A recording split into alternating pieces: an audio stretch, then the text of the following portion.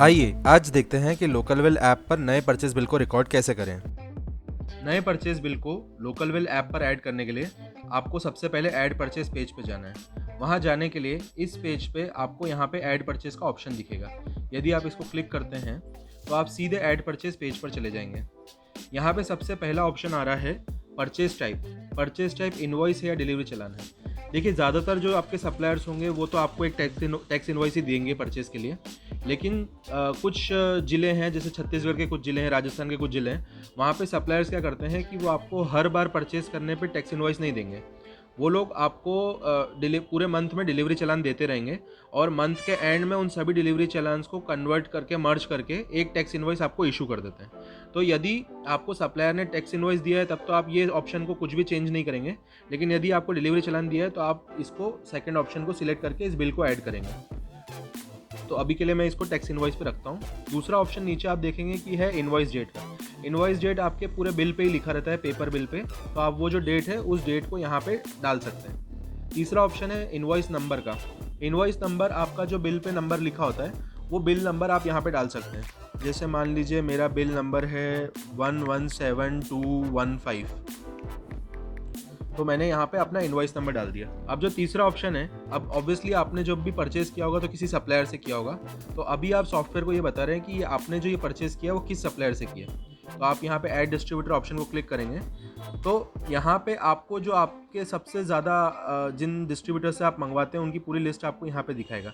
यदि आपको वो नाम यहाँ पे दिखा रहा है तब तो आप यहाँ से सिलेक्ट कर सकते हैं, अदरवाइज़ आप यहाँ पे सर्च भी कर सकते हैं। जैसे मान लीजिए मैंने यहाँ पे एक सप्लायर का नाम सर्च किया तो देखिए ये मेरे सभी उस नाम से मिलते जुलते जितने डिस्ट्रीब्यूटर्स हैं उनकी लिस्ट यहाँ पे आ जाएगी। यदि वो डिस्ट्रीब्यूटर्स इन लिस्ट में भी नहीं दिखता है तो आपको यहाँ पे नीचे देखिए एक ऑप्शन दिख रहा है क्लिक टू ऐड न्यू। इसको क्लिक करके आप कोई भी नया सप्लायर भी ऐड कर सकते हैं। अभी के लिए हम लोग यहाँ पे वर्धमान फार्मा डिस्ट्रीब्यूटर्स को सिलेक्ट कर लेते हैं। अब जैसे ही आपने एक डिस्ट्रीब्यूटर को सिलेक्ट करा तो अगर मान लीजिए उस डिस्ट्रीब्यूटर का कोई पुराना पेमेंट है आपका जो पेंडिंग है तो वो भी आपको यहीं पे दिखा देगा।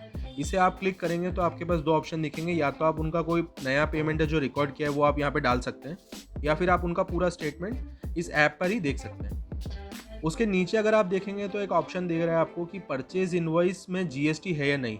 इसको अगर मैं क्लिक करूँ तो आप देखेंगे कि देखिए अगर आपके परचेज बिल में इस तरीके का सीजीएसटी और एसजीएसटी इस तरीके से कॉलम्स अगर बिल में दिए गए तो वो बिल निश्चित रूप से ही जीएसटी अमाउंट वाला बिल है। लेकिन यदि इस तरीके के कॉलम आपको नहीं देखने को मिल रहे हैं तो वो बिल जीएसटी अमाउंट वाला बिल नहीं है, और उसका ये मतलब है कि जो आपका सप्लायर है वो जीएसटी रजिस्टर्ड नहीं है या फिर वो एक कंपोजिशन डीलर है। तो अभी के लिए हम इसको विद जीएसटी रखते हैं। उसके बाद आपको नीचे दो ऑप्शन देता है। देखिए ये प्रोडक्ट्स ऐड करने के लिए अब आपको ऑप्शन दे रहा है। प्रोडक्ट्स ऐड करने के लिए आपके पास दो ऑप्शन है कि या तो आप उनको सर्च करके ऐड कर सकते हैं, या अगर आपके प्रोडक्ट्स पे बारकोड आता है तो आप डायरेक्टली वो बारकोड को स्कैन करके भी ऐड कर सकते हैं। तो अभी के लिए जैसे हम लोग सर्च टू ऐड करते हैं। अब यहाँ पे मैंने जैसे पहला आइटम सर्च किया, मान लीजिए डेयरी फाइलिन। अब जैसे ही आप आइटम सर्च करेंगे तो आप देखेंगे कि यहाँ पे डेयरी फाइलिन नाम के बहुत सारे प्रोडक्ट देखने को मिल रहे हैं। तो ये प्रोडक्ट्स इसलिए हैं क्योंकि लोकलवेल पे लगभग 3 लाख प्रोडक्ट का प्रोडक्ट लाइब्रेरी पहले से डला हुआ है, तो वो सभी प्रोडक्ट्स की पूरी लिस्ट आपके सामने आ जाएगी। अब यहाँ से आपका जो भी प्रोडक्ट आपको सिलेक्ट करना है, मान लीजिए मेरे को डेयरी फाइलिन रिटार्ड 150 mg को सिलेक्ट करना है, तो मैंने इस प्रोडक्ट को सिलेक्ट कर लिया। अब आप देखेंगे कि यहाँ पे इस पेज पर आपको ले आया ऐप जहाँ पे वो उस बैच की डिटेल मांग रहा है जो उस प्रोडक्ट का बैच आपने परचेज किया। तो सबसे पहले बैच नंबर ऐड करने के लिए मान लीजिए मैंने बैच नंबर ऐड किया FZ121547। उसके बाद आपको बोल रहा है एक्सपायरी डेट, तो एक्सपायरी डेट में आप डाल दीजिए, जैसे मान लीजिए अक्टूबर 2023 की एक्सपायरी है तो आपने यहाँ पे डाल दिया 10/23। फिर HSN कोड अपना ऑटोमेटिकली आ गया। HSN कोड आपका बिल पे ही दिया होता है, जिससे ये डिफाइन होता है कि उसका कितना जीएसटी लगने वाला है। तो अब आप देखेंगे कि यहाँ पे जीएसटी भी ऑटोमेटिकली फिल हो गया है। यूनिट्स पर पैक का मतलब है कि एक स्ट्रिप में कितने टैबलेट्स आते हैं। तो मान लीजिए कि आपका अगर डोलो 650 का पत्ता है तो उसमें 15 टैबलेट आते हैं, तो आपको यहाँ पे 15 डालना है। उसके नीचे आपको पूछ रहा है बिल्ड क्वांटिटी इन पैक्स और build free quantity in PACS. देखिए अगर आपने मान लीजिए कि 10 स्ट्रिप खरीदे हैं तो आप 10 स्ट्रिप यहाँ पे डाल देंगे, और अगर सप्लायर ने आपको 10 स्ट्रिप पे एक स्ट्रिप फ्री दिया है तो आप वो फ्री में एक यहाँ पे डाल देंगे।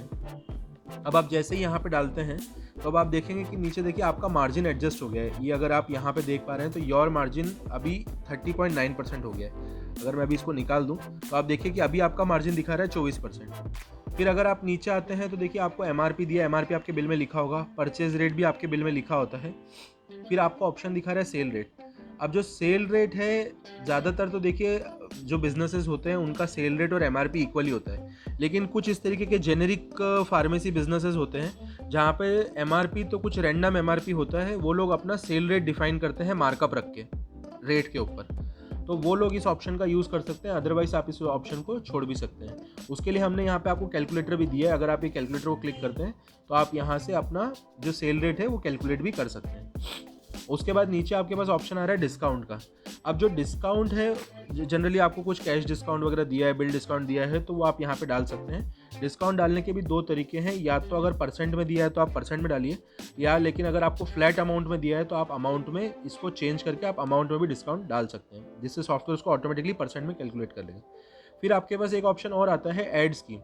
अब देखिए 2 तरीके हैं स्कीम देने के, या तो ये है कि अगर मान लीजिए 10+1 मतलब कि आपको 11 क्वांटिटी दिया है, लेकिन कई बार क्या होता है ना कि उन जो आपके सप्लायर हैं उनको और उनके मैन्युफैक्चरर से 10+1 का स्कीम आता है, लेकिन क्योंकि आपने उनसे 5 पत्ते ही खरीदे हैं, वो उसमें भी आपको 10+1 स्कीम करके देते हैं। तो मान लीजिए कि मैंने यहाँ पे बिल्ड क्वांटिटी कर दी 5, लेकिन मुझे 10+1 का स्कीम दिया सप्लायर ने, तो अगर मैं यहाँ पे 10+1 डालता हूँ तो आप देखेंगे कि सॉफ्टवेयर ने 9.09% की स्कीम कैलकुलेट कर ली है। तो इस तरीके से अगर आपको मान लीजिए फ्री क्वांटिटी दी गई है तो वो आपको यहाँ पे फ्री क्वांटिटी में डालना है, ये इस जगह में आपको यहाँ पे डालना है। लेकिन अगर आपको फ्री क्वांटिटी नहीं दी गई है लेकिन किसी स्कीम का लाभ दिया गया है तो वो स्कीम आपको यहाँ पे नीचे डालनी है। इसको करने के बाद आप यहाँ पे जैसे ही ऐड करेंगे तो आप देखेंगे कि ये प्रोडक्ट यहाँ पे ऐड हो चुका है। अब देखिए इसका टोटल अमाउंट हो रहा है 103.75 रुपये और इस पर 12% GST लगेगा। अब ये बैच को आपने ऐड तो कर लिया, अब मान लीजिए दूसरा प्रोडक्ट ऐड करना है तो दोबारा आपको वही प्रोसेस फॉलो करना है। अब हम जल्दी से एक बार दोबारा दूसरा प्रोडक्ट ऐड करते हैं, मान लीजिए हम डोलो ही ऐड करते हैं। अब आपने जैसे ही डोलो को सर्च किया आपके सामने डोलो आ गया, डोलो का बैच नंबर आपने डाल दिया, उसकी एक्सपायरी डेट आपने डाल दी। आप देखेंगे HSN code, GST rate, units पर पैक अपने आप भर गया है। क्वांटिटी इन पैक्स, मेरे को मान लीजिए कि 10 क्वांटिटी दिया है और 1 फ्री क्वांटिटी आया है। मेरे पास डिस्काउंट दिया गया है 2% का और फिर मैंने इसको ऐड कर दिया। आप देखेंगे, देखिए डोलो भी ऐड हो चुका है।